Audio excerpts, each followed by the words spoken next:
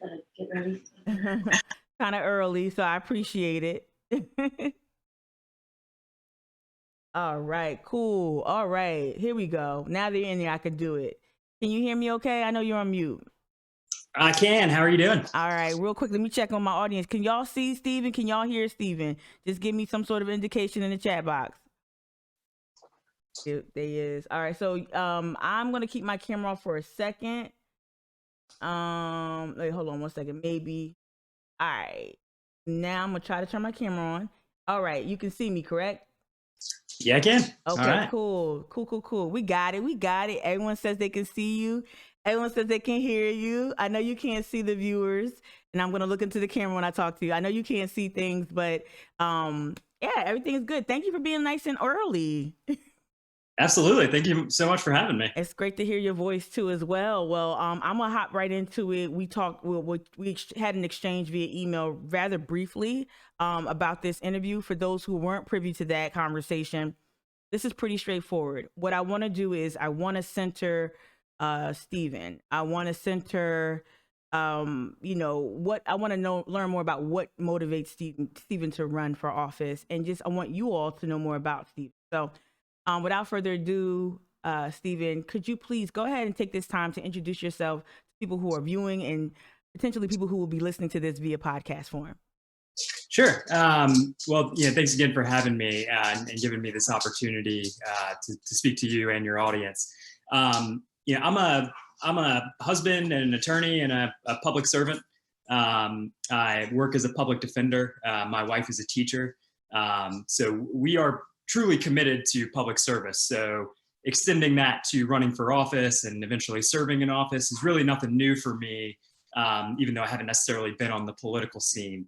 And so for those of your listeners or viewers who don't know what a public defender is, I represent people who have been accused of crimes who are unable to afford a private lawyer. And so in that job, I do, I'm a trial lawyer, I guess, first and foremost. But in that job, I really become a problem solver. I confront issues every day that lead people into the criminal justice system in the first place.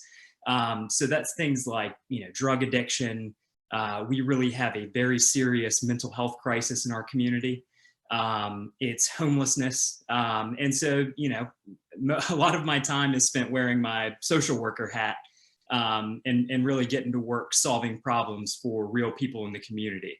And that's, I think, the experience that is going to be relevant to serving in office, because I see these problems. These aren't, theories to me. I see people who are brought into the system because of traffic stops that we know disproportionately affect non-white people. That's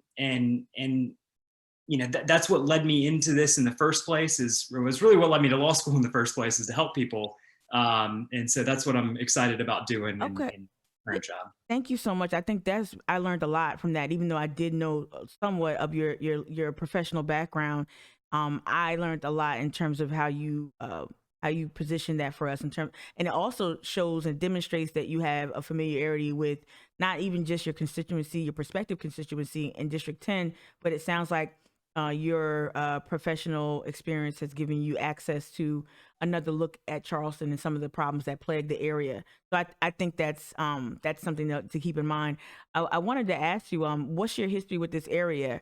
Are you from this area? Yesterday, personally, there was a discussion that I was engaged in about, folks who are from here versus here. I don't really engage in that, but I'd love to know whether or not you have ties to the community that you're trying to serve. Sure. I grew up in Virginia, the Virginia Beach, Norfolk area, a town called Chesapeake. I don't know if you're a college basketball fan, but I went to all right.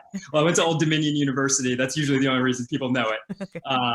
And I was there during some of our glory basketball years, which was great. Yeah. But I came to South Carolina for law school. Got some family in Myrtle Beach, and I went to USC, and then I've been down in Charleston since 2015. I got my first job out of law school representing homeowners who had issues with their homes, which sort of leads me to what I'll talk about eventually, which is that developers don't care that much about us. Wow. Wow. I love that you jumped right in there. You sound like a voice of the people. Let me ask you this. What motivated you? You kind of alluded to it a little bit. But what really motivated you right now to run for this seat in this current moment? So, the next 4 years are going to be so important to Charleston's future that we just can't squander it with political games like we've seen for the last 4 years. West Ashley's facing real crises with flooding and traffic that are only going to get worse as sea levels continue to rise and storms get more frequent and worse. The next Hugo's coming. It's only a matter of time. That's for sure. That's for sure. And there's some developments coming online that are really going to just stifle us in gridlock traffic if we don't really come up with some solutions. I live on the street in Shadow Moss that people see whenever there were pictures on the news from the floods in 2015 and 2016. Mm-hmm. So really, I'm running for my own self-interest that I would like my home to be here.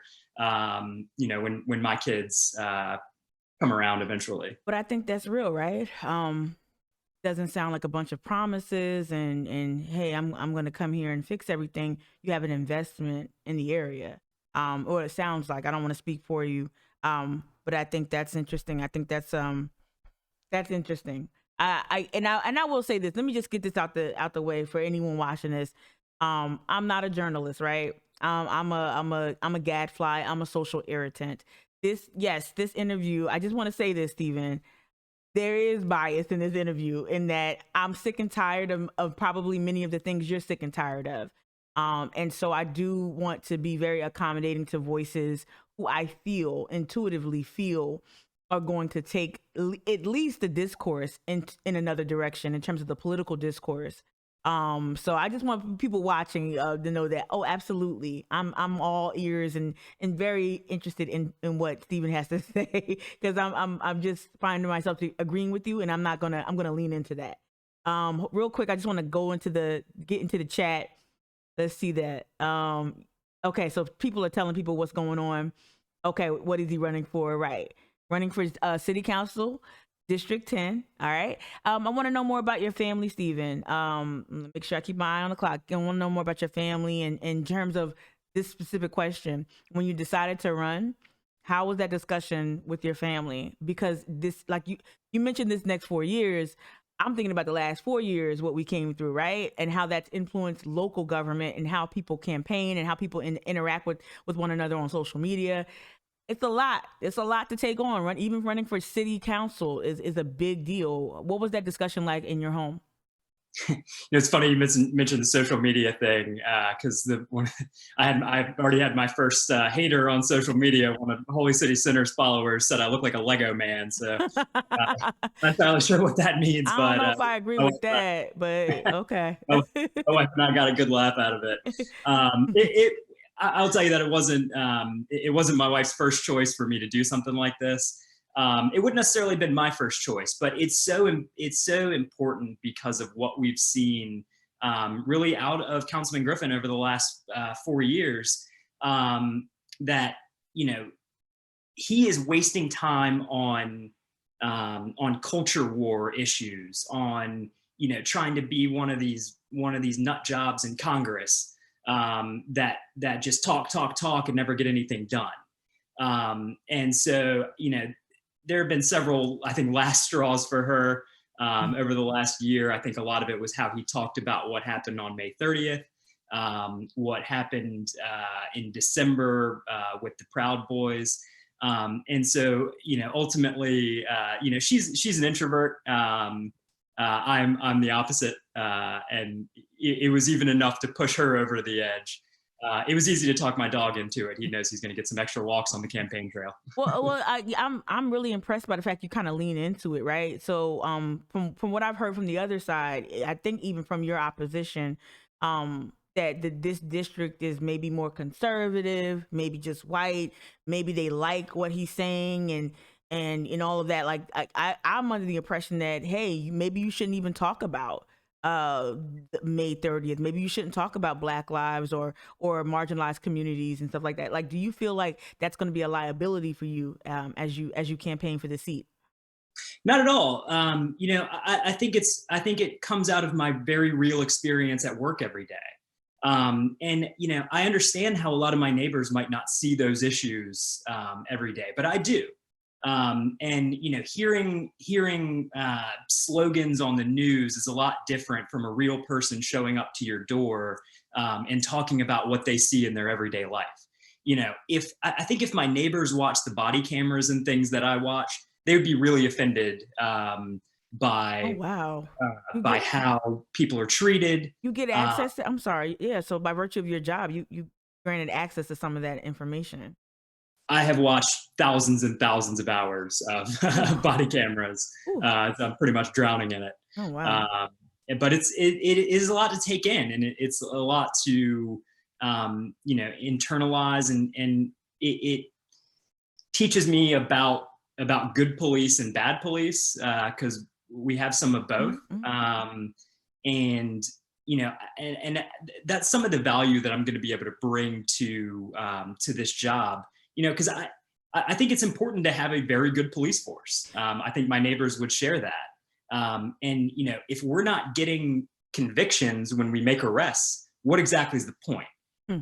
If we are focused on the smell of marijuana and searching for that, and spending God knows how much money testing marijuana to make sure it's not one of these legal substances like CBD, what are we losing out on?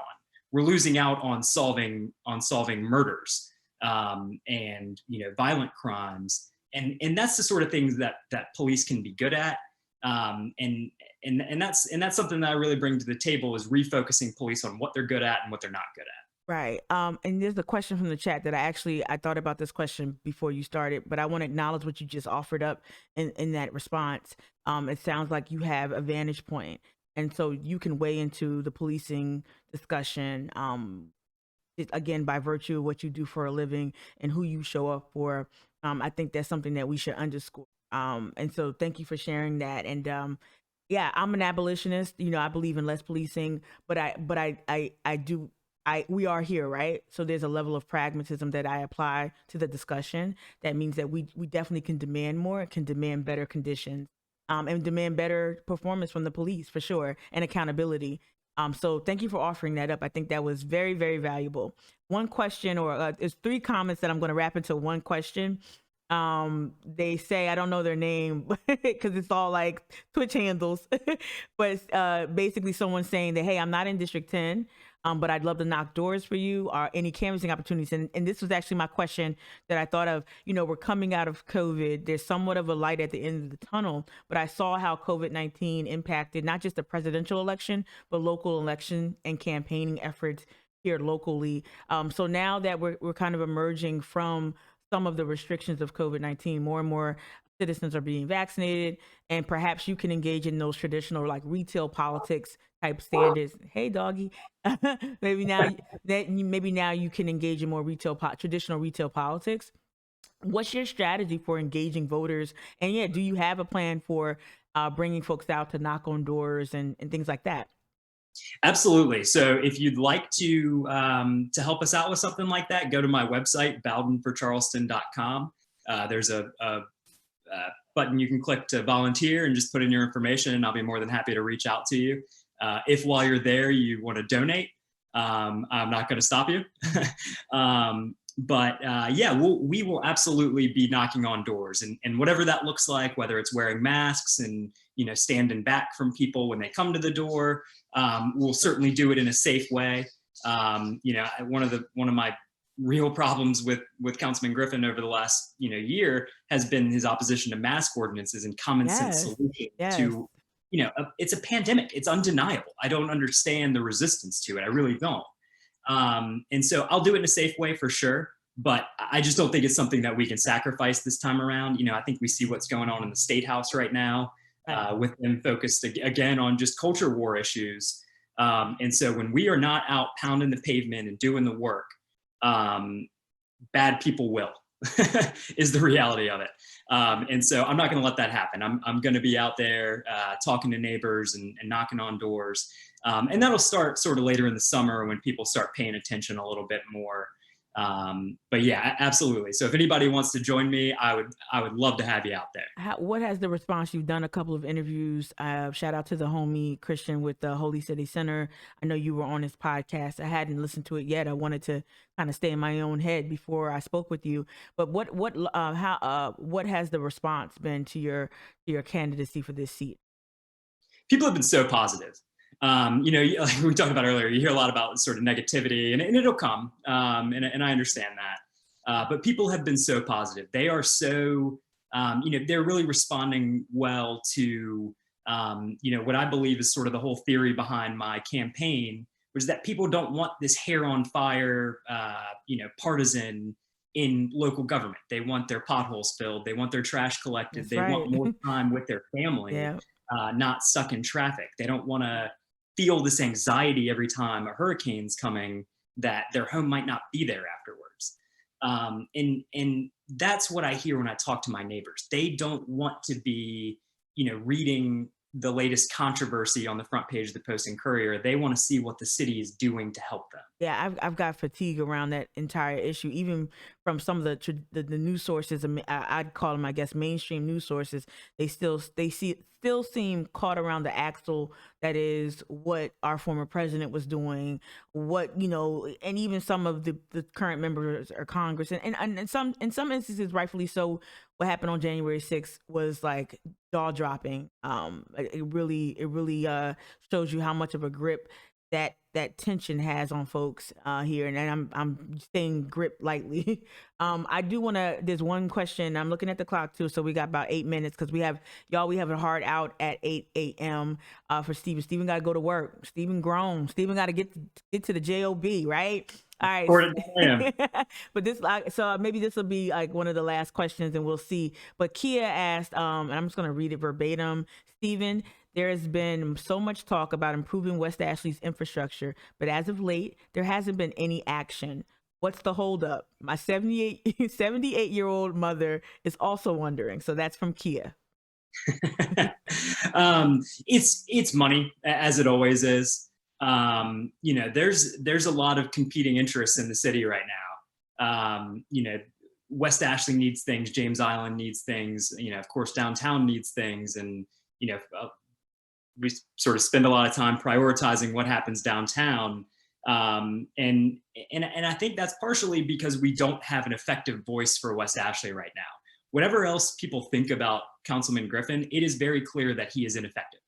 And if we had a more effective person to state our case, to lobby for the money we need to fix our problems, then I think we would see things change. And then there will always be things that are out of the city's control with the dysfunction in the county government and the state government. That I think that I could be an effective voice in putting pressure on them to act more responsibly. Oh, well, you know what? And that's not going to be my last question. I appreciate that response. And Kia also appreciates your time, too. So she appreciates it. She's acting like, I love it. It's like a town hall when someone stands up in the audience. So this is how we have to do it right now, via Zoom. My question is, I wouldn't, and this alludes to a question that D, if you're still watching, I didn't miss your question, but I do want to know, it's very, very important for me. I'm an activist. I'm an activist that is fighting for the liberation of Black folk. That might sound scary to people who don't read or who don't understand what that means. This is Charleston. We still haven't reckoned with our history of slavery. We don't confront things. We're still debating whether or not plantations are a bad thing, right? But I want to ask you, I hope you do have a critical race analysis. Do you have a critical race analysis when it comes to how you're campaigning? And I guess I can plainly say it this way. Yeah, why should Black folks vote for you? Why should your Black constituents or prospective constituents, why should they vote for you? Sure. I think those are two separate questions. Why should Black folks vote for me? I think is because Black people deal with the same issues that white people do. And if flooding comes, it's coming for all of us. Okay, right? so you mean like in their neighborhood, they're dealing with the same issues as everyone? Absolutely, Hmm. absolutely. And beyond that, you know, I maybe talk a little bit differently about a critical race analysis, but I see it every day. It's undeniable in my job to recognize the patterns. The police themselves have had an audit showing this, and there are disproportionate stops, and I really don't see anything being done about that. I actually see the city starting up a gang task I force. saw Uh, that. and I hear every day in my job these accusations that people are a gang member, based on some tattoo analysis that might as well be phrenology. It's just um, so I come from it from a very practical perspective. I know things that can change, and I know how we can stop devastating certain communities. And really, it's stop looking for the smell of marijuana during traffic stops, Hmm. and maybe getting a little bit more out of the business of traffic stops for broken taillights and tags that are out, and focusing those resources a little bit more on DUI enforcement, that kills pedestrians. Um, Right. The it sounds like you say that the focus is disproportionately on Black folks in ways that set them up to be, I guess, subject to more scrutiny, more policing, yeah, and more criminalization. and when Oh, you come into the criminal justice system, it comes with incredible fees and fines that yeah. build up over time. People lose their driver's license, they can't work, then they can't pay things like child support, and they end up right back in jail. So we've got this big vicious system that traps people. I think I'm uniquely positioned to speak to the ills of. Yeah, I see some people join the conversation. We've got 2 minutes left, y'all. So Stephen got to get to work. Stephen is a public defender. Thank you in the chat for those catching people up. He's a public defender, but I actually want, just because there might have been a couple of new eyeballs on, let me see if there were.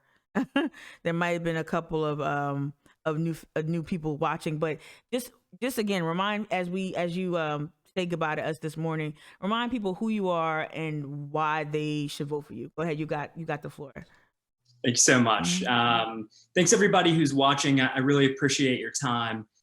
Talk to your friends who live in West Ashley. If you don't live in West Ashley, like I said earlier, I'm happy to have you volunteer. If you'd like to donate, that's a huge need right now. Sorry to keep plugging that, but No, no, no, no. You got to. This is in this. politician now, so I'm shamelessly asking for money. But I am a problem solver. Like I was talking about earlier, I'm a public defender. My wife is a teacher. We see the real issues that affect real people. And I am not running to get headlines or see my name in the paper. I'm running so that you can see the good things that government is doing for you. And I'm running to make government work for you. And so I would love your vote come November. And if you want to follow me on social media and see what we're doing, see what we're talking about as we go along, it's Bowden for CHS on Twitter. And on Facebook, it is Stephen Bowden for Charleston City Council, I believe. And my phone number's on there, my email address is on there. And I would absolutely love to hear from anybody who wants to reach out. I want to say this, just as a person who loves to engage in politics. I love politics. Politics, civic engagement. The whole gamut is my jam. I want to say this. You've already started. It looks like you've taken this seriously. You got a real website. You've got a real email address. You've got your information up and running. That's something that's huge for me. That's huge. And though some people with less resources start at different points, and I don't want to penalize them, but it is huge to see someone of privilege, someone with means, actually take this serious. And we need serious candidates. The other thing I want to say is, y'all, don't get it twisted though. He's applying for a job. You are District 10. You are the hiring manager. So that means you got to keep asking him tough questions, and you got to keep him and hold him accountable. So Stephen, I look forward to helping folks hold you accountable if you do win. It won't always be comfortable, but that's your job. And I just want to say thank you. Thank you so much for your time this morning. Absolutely. Thanks for having me. No problem. All right, I'm gonna say goodbye. Take care and be safe. All right. All right, y'all. Okay, I'm gonna end it for all. Woo, that was my first Zoom. First of all, I'm gonna give y'all a round of applause. I can't wait till I get sound effects and I can do like applause. That was amazing. Y'all were awesome. You guys were awesome. I love it. It had like 23 people watching. That's like a high for me. I did a good job. Did I sound? Y'all saw the switch, right? I wasn't being lazy. I wasn't being like, I was trying to like make sure, because I really do want you. It wasn't about code switching as much as it was about making sure that you all learn more about him. So I hope that I can get better with that and work on that. That was dope though. My first Zooms. Shout out again, Jared. Last night up here late, just zooming and figuring this out together, looking up software, updating software. We was like working, y'all. Whew, I'm so happy we did it because I was just gonna roll the dice. I would have played myself. All right. Yeah, that was great. And then I'm going to download this interview for sure. I'm going to try to send out a newsletter for the first time in a minute. I'm definitely going to upload this to the Mic'd Up podcast. And I'm just going to encourage you all to share however I share the content, just you all share it. Honestly, I would love to hear them. I'm going to get in this chat. This chat is popping. Hard stop at 8. You saw that? You saw that, Jessica? I didn't even have to set my phone. It's the little victories you don't know. But no, I'm going to post this later, and y'all, I just want y'all to share it. And it's so, I'm sorry. I am one of those people that it's refreshing to talk to a competent ass grown up adult, like not some petulant childlike figure, right? Seriously, like I'm not in his district. I'm gonna be you think until and I'm there's some things he gotta clean up. There's some things right there, right? So already operative mode already like switched in like a few answers, but like I'm invested. I'm totally, and this is the self-indulgent point. I'm definitely want to admit. Oh, you absolutely right. You're absolutely right. I've been one of the most. We've all been the like really vocal critics of Harry Griffin, right? We've all been that. Wouldn't it be dope? People who have characterized us as trolls, as out-of-towners, of people who are out of touch, as woke supremacists. Wouldn't it be dope if we use all of our assets and flip that fucking seat? Because we've been like, that's gonna be dope. That's gonna be amazing. So you damn right. The competitive person in me is like, hell yeah. I'm gonna throw every motherfucking resource at this. And I know I'm cursing, but no, I'll just do the interview. I'll send the interview out on Mic'd Up. I don't like to curse too much on Mic'd Up. Because whatever, but people listen with their kids. But no, I'm thinking in real time. But no, I'm gonna throw every resource, everything I can to get this fool out. Like, and he said he's gonna run for election, right? I want him to get trounced. I want him to get mollywop. I want him to get dragged for filth. Like, period. Like, period. That's it. That's all I want. All right, Mary. Okay. Let me see, Kia. Yes, thank you. I'm trying to get good questions. Thought about things. Okay, Evelyn, you said, and if city council is going to get another lawyer, at least it'd be a public defender. Hello, that's what jumped out. The public defender jumped out. I'm like, it wasn't just, I was like, oh man, was he gonna be like this a public defender? And y'all, did y'all peep what he said about the body cams, right? And understanding that I'm an abolitionist, but that vantage point that he has, like that is huge. That's something we're still fighting to get the body cam footage released from the Jason Cooper shooting. We don't even have that. Like so I can only imagine what he's seen. Wow. And I definitely don't want to, I'm not going to jam him up or anything like that, but I just really do, like, that says a lot to me. And he's seen it with his own eyes. He's seen people, sounds like he's seen people maybe get jammed up for things that they really shouldn't get jammed up for. Kia, you said we need someone for wearing seats. You ain't lying, Kia. And that's the thing. So, right, ideally there should be about 3 people running, right? It shouldn't just be about Harry, because whoever we put in Harry's seat has to have help. But hopefully, I think this is the one thing I've seen. I've seen Ross Appel step his game up. Carol Jackson is definitely receptive, right? Saccharin he knows people are watching. So if we can work on just those 3 and then replace Harry and then Shaheed is sometimes workable. It almost makes Waring and Gregory kind of like, not almost, but it, you know what I'm saying? So you got, if Shaheed is workable, because he at least came out publicly with a statement about the chicanery, the tomfoolery of Harry Griffin. So Shaheed came out, Appel, Saccharin, Jackson, and then you got perhaps someone in District 10. That's huge. That's huge. That's huge to me. And that's where you start. And then the story becomes this faction of the city council that's more progressive, that's more receptive. And that's the story where Waring and those could have been in that group. Waring and Gregory could be in that group. And Mitchell, I didn't throw him in because Mitchell just, I think he's also, you can probably throw him in there with an asterisk, but like sometimes he's just not reachable, as Evelyn's pointed out to me personally, and others. Evelyn, you're not alone. People reach out to me all the time, and someone even put it on public comment. I think we heard it, that you can't get Mitchell on the phone, can't reach him.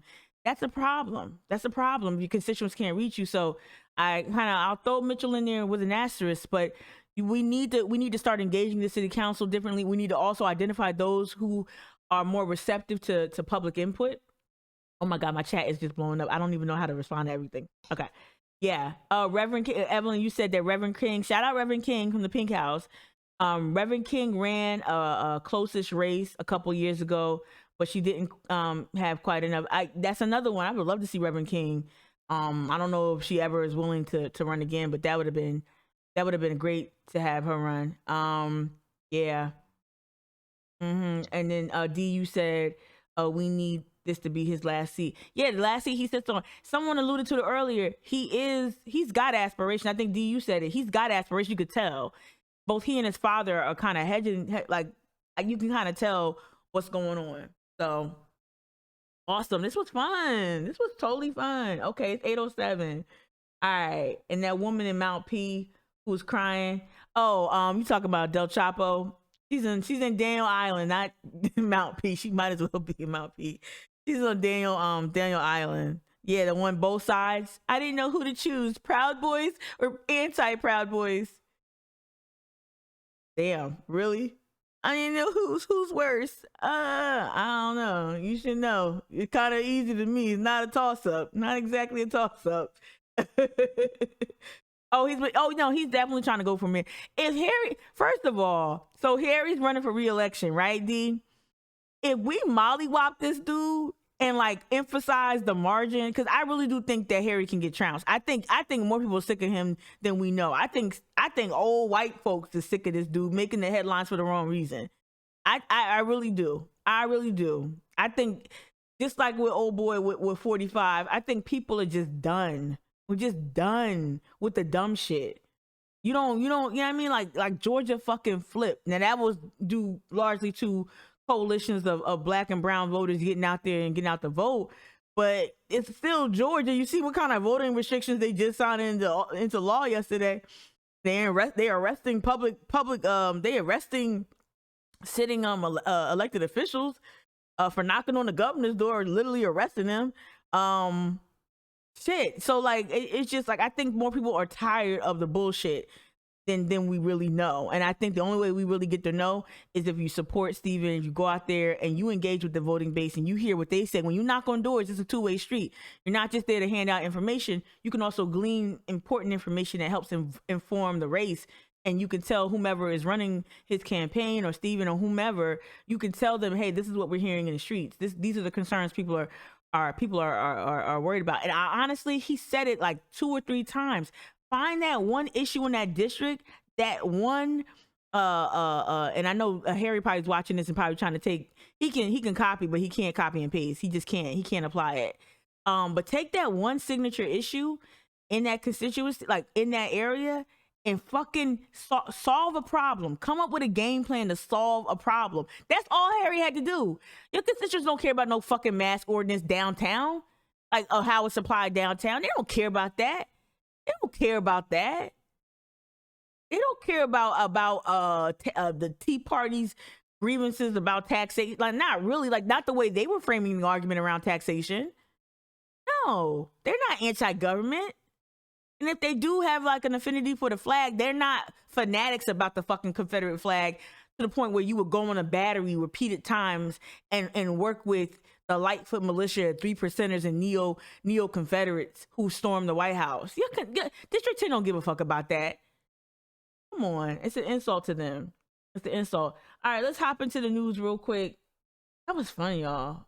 There's more to come. I'm just gonna start courting just gonna start taking interviews. Well, on my breaks. Not everybody. This ain't I ain't gonna say this ain't what. This ain't the other homie. I ain't him. All right. So South Carolina Black Farmer Coalition wants to make sure the stimulus package money benefits Black farmers. I really want to know who's in on this coalition. Oh, that's Hannah Raskin wrote that story. Oh, I'm definitely reading that one. Shout out to Hannah. All right, let's look at the front page of the Post and Courier real quick. That was fun. I'm gonna hop to a video too. I looking at headlines sometimes. I'm like, okay, top of the paper. CFC taps. I don't know who that is. Men's basketball. I'm sorry, I don't follow CFC's men's basketball. I should, but I don't. All right, low line plan stirs worries about funds for flooding. Friends of the low line. Oh wow, they love showing Black people struggling in water. He got boots on too. All right, so yeah, is this Friends of the Low Line? That whole project? I don't know. Yeah, it probably does have to deal with that project. Okay, so let's keep going down the front page of the paper. Charleston County student again wins Spellbound Regional B. That's what's up. I love spelling bees. I really do. All right, over here to the right. I know my head is blocking it. Biden to open big Senate rule changes to aid agenda. Yeah, that filibuster. I'm going to read that. This is not written by local reporters. It's written by 2 members of the Associated Press. So I'm interested in reading about this. And then what we got over here? Economist Al Parrish freed from federal prison. Wow, ex-professor convicted of fraud, qualified for compassionate release. Wow, is he sick?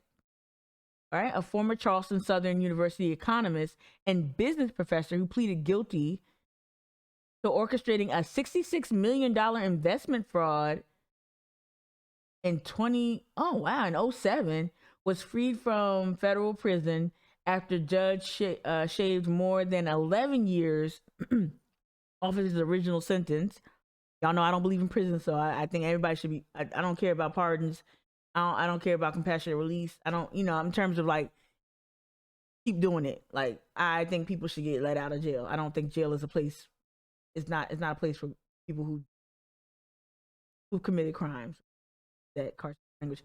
Al Parrish. Al Parrish. Al Parrish left Butner Correctional Institute in North Carolina on March 24th. Okay, is he sick? Okay, so it was COVID related. Okay, he's 63. So he will serve the next 3 years in supervised program. All right, that's interesting. I never heard of this. 07, I was in Philly, earning a living. I was not here, so this is interesting. It's on the front page, so it must have been a big story back in the day. Kill the filibuster, y'all say. Yep. More like, is he white? Right? All right, so let me hop over to YouTube real quick.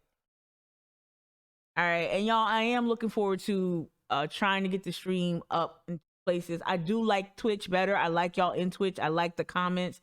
I just love the Twitch interface. I love the Twitch world. Hopefully it will get noisier. Oh, shout out to Eden Rose. She did an event with the library, or I guess it's scheduled to premiere. Shout out to Eden Royce. We had her first though at my book club.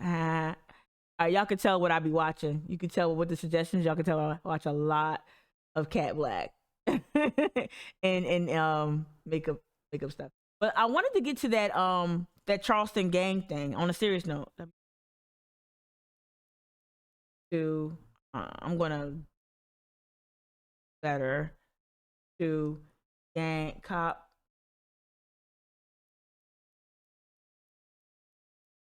Yeah, so this is what Steven was alluding to. Let me hop into this really quick. What's up, Shady Amoeba? talk about what happened in the Georgia State House. I talked about it real quick, but yeah, I said it real quick as we transition out of the Stephen Bowden interview. But I will get to that. Real quick. Stephen brought this up though, this gang task force. I actually was going to bring this up a couple days ago, and I just either ran out of time or forgot. But let's watch this story together, and we'll get to that other Georgia story. Developing news right now, Low Country law enforcement finding new ways to fight big problems across the Tri-County area. A rise in violent and gang-related crime. The Charleston Police Department hoping to curb. Now, let me stop it right there. We already know, those who are in the know in the chat already understand that sometimes gang affiliation is used very loosely, very, very loosely, right? Don't always take that to mean what you think it is. And Stephen alluded to it a little bit. I think I don't want to misrepresent what he said. But I know this. If you're a sports fan, Justin, you know this. They did this with my man from Philly, Deshaun Jackson, D-Jack. Like when they were either trying to trade him, they were saying, "Oh well, he's got gang affiliations or something like that." Sometimes they like to use that to bolster a case against someone and to quite frankly, to continue to criminalize a faction of people, particularly black men. So the CPD said they had formed a gang violence task force. It's interesting. I want to know how many resources they're throwing at this task force, because y'all still didn't do shit with that fucking Domino's pizza tracker that Wendy Shriver had rolled out. Y'all still didn't do shit about your racial bias. You still didn't disclose anything about the use of force. You didn't really do anything, but all you do was give voice to a plan. But now y'all got a whole ass task force about gang violence. But let's keep playing it. But I don't know if there's really a rash of gangs running around here. I don't know. The increase in gang-related violence by creating a regional gang task force with other agencies. News 2's Riley Benson spoke with some of the agencies trying to get a hold on the increase. Low Country law enforcement agencies. You're right, D. Exactly. What about the racist violence task force? Are working to push back on an increase in violent and gang-related crime across the Tri-County area. A regional task force is expected to give new life to those efforts. It's like all hands on deck kind of thing. Violent crime crossing county lines. Now Low Country law enforcement are joining forces to reverse a concerning trend. I'm going to keep pointing it out, y'all. They got to stop using crazy B-roll. They got to stop using B-roll like a Mod Podge. I don't know what the best practices around B-roll is for local news, but like they got to chill out with that. It just be all kinds of stuff, and it makes you think that, oh, gang violence occurred in West Ashley or at this. Like they got to chill out with the B-roll. You ain't got B-rolled in, like, there's just sirens or some shit. I don't know, but I don't know. I just been paying attention. It's been distracting. A lot of the violent crimes that we are seeing, they have some type of gang nexus involved. Police say. I don't know if he said something else. Evelyn, you said in the chat, I'm guessing it's focusing on youth. There have been more carjacking and stuff like that just because kids are out of school and bored. A lot of things going on, right? Idle minds. What they say, idle minds is the devil's playground. I really believe that. I really believe if we had more parks and rec, if we had more programs, we had more things. Like there's no basketball. I said this at another interview. There's no basketball tournaments here. There are no real blacktops to play basketball. There's not just basketball. I'm not trying to just be very specific, but there's like less like youth leagues and things to do. Evelyn, you and I walked. How many times have we walked West Ashley for extensive periods of time and not see like hordes and hordes of kids outside? That's weird to me. I don't know if that's just me being an old lady, but that's weird. Growing up, my brother wouldn't stay in the house. Like, and where we walked, Evelyn, was like a lot like how I grew up in Jersey, suburban, some bike trails, all of that. And you just don't see it. So it probably is that, right? There's nothing like nothing basic here, nothing to look for. There's no places for joy for people on the margins. You pushed us out because only accommodations are made for tourists. I don't know. Say they're seeing an increase in violent crime in the Low Country with gang affiliation. Captain Andre Jenkins says the Charleston Police Department is working to secure funding for a regional gang task force. We'd be able to combat some of those crimes We've always known of neighborhood gangs, but now it seems that it's expanded. CPD not the only agency seeing an increase. Mount Pleasant, North Charleston, and Berkeley County Sheriff's Office are joining the task force. Working together, they'll be able to cast a wider net to search for criminals. To help get more intelligence on these smaller pockets and also on the larger national gang affiliation. Sheriff Lewis says he's excited for the task force and believes it'll be a major help. Well, I think this is a first step, for everybody. I think you're probably going to see around the country more agencies trying to go. Okay. Let's get to the Georgia story. I don't want to see because I watched it. Shout out to you, Shady and Mika. I watched it on CBS this morning and stopped it close to the story. So let's see if I can pick up where I left off. They keep me logged in this time. Thank you. All right. Resume where I last watched real quick. And let's see if we can rewind it to, because this is part of the story.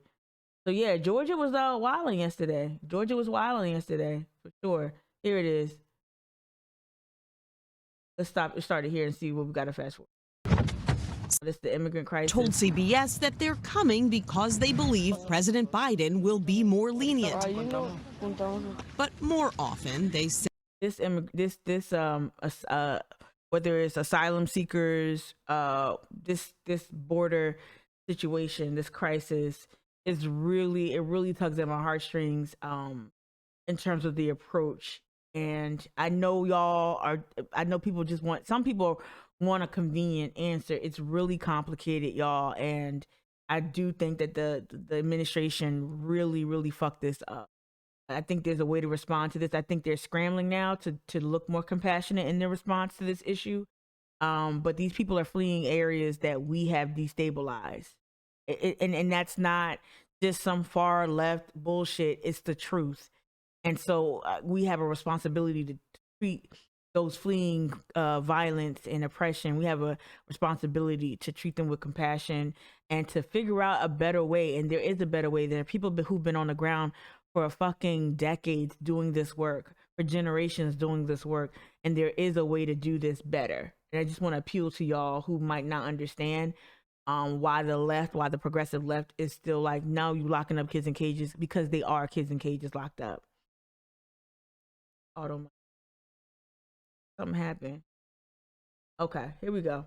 Say their motivation is the dangerous situation in their home country. The idea that I'm going to say, which I would never do, that if an unaccompanied child ends up at the border, we're just going to let him starve to death and stay on the other side. No previous administration did that either, except Trump. I'm not going to do it. Mr. Biden grew fiery yesterday when asked about Republican efforts in states like Georgia to restrict be arrested if she did not stop. Okay, Repeatedly asked this makes Jim Crow look like Jim Eagle. Okay, shut up, Joe Biden, because you were friends with Senator Eastland and you eulogized Strom Thurmond. So I'm acting like you that anti-Jim Crow. Your besties was the architects of Jim Crow, the gatekeepers of Jim Crow. God damn it. I mean, this is gigantic, what they're trying to do. Hours after he said that, in a closed-door ceremony, Georgia Governor Brian Kemp signed SB 202, a voting law that critics have called voter suppression. Why does she have to step back? Outside Governor Kemp's office, Georgia state troopers arrested State Representative Park Cannon. She did not need to be arrested. After she knocked on the office door asking for access. Are you serious? No, you are not. She's not under arrest. For what? Under arrest for It's so absurd. what? People who were there to protest the voter law demanded to know why Cannon was being detained. Give me a reason why you're arresting her. In a statement, Georgia State Patrol said Cannon was repeatedly asked to stop knocking on the door and disturbing what was going on inside. They say she was warned she would be arrested if she did not stop. And all we ask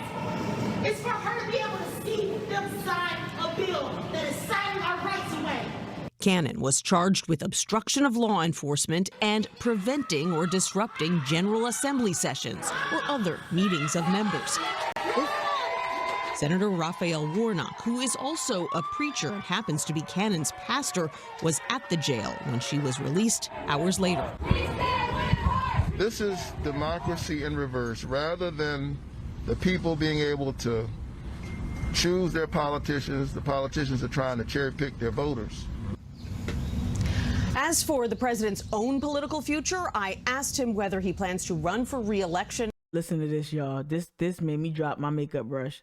In 2024, he said yes. What?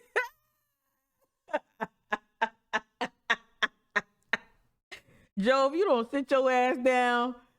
Joe, if you don't sit your ass down. I know Kamala is hot.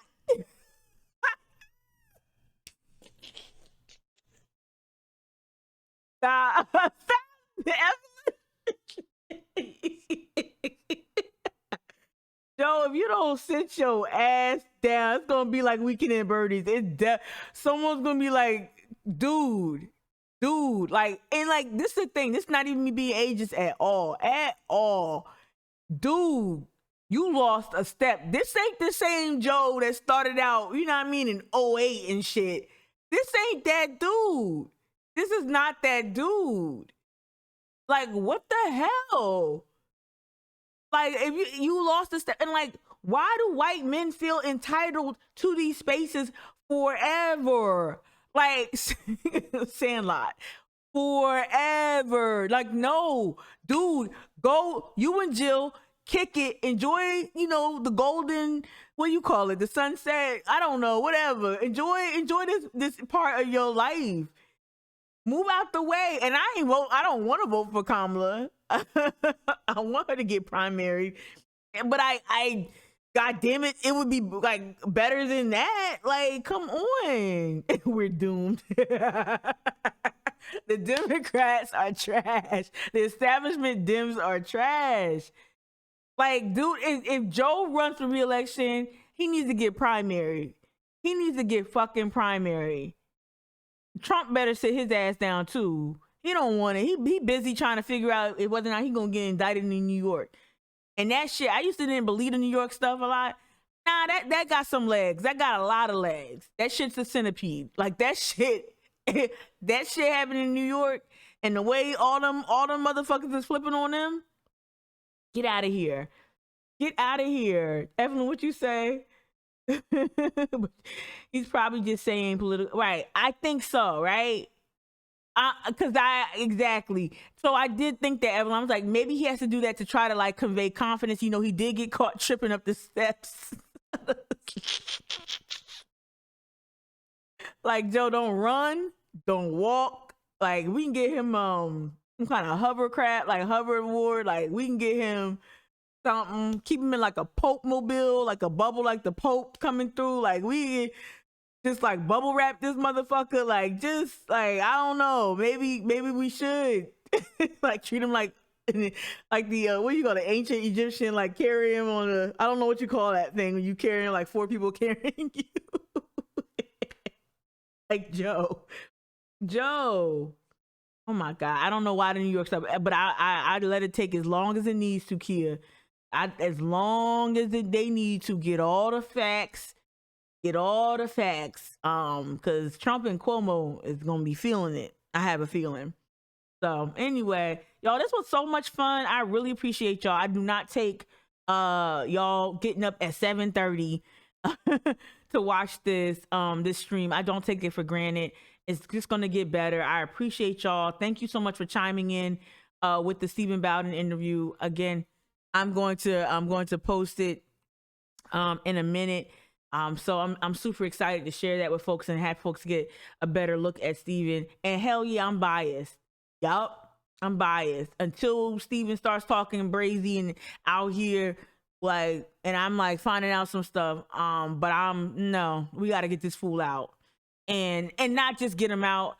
Stephen reached out to me first. People were telling me about him in my DMs when he launched his campaign. And a lot of people on the far left were telling me about him. So I'm I'm intrigued. His background is perfect. He's an adult. He's a grown up. He's got a family. He ain't on Bumble getting rejected left and right like Harry. That's not on Bumble alone. On Bumble alone, get this dude out. Just like, I'm not saying you can't be on Bumble as elected official, but it ain't a good look. Ain't a good look. Am I wrong? I don't know. Somebody tell me in the chat if I'm wrong. I'm wrong for that.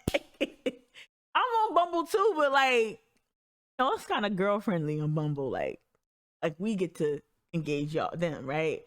Anyway, y'all have a good day. All right, take care of yourself. Enjoy any sunshine you got. 30%. And sometimes that means it's not gonna be bad. All right, y'all, take care.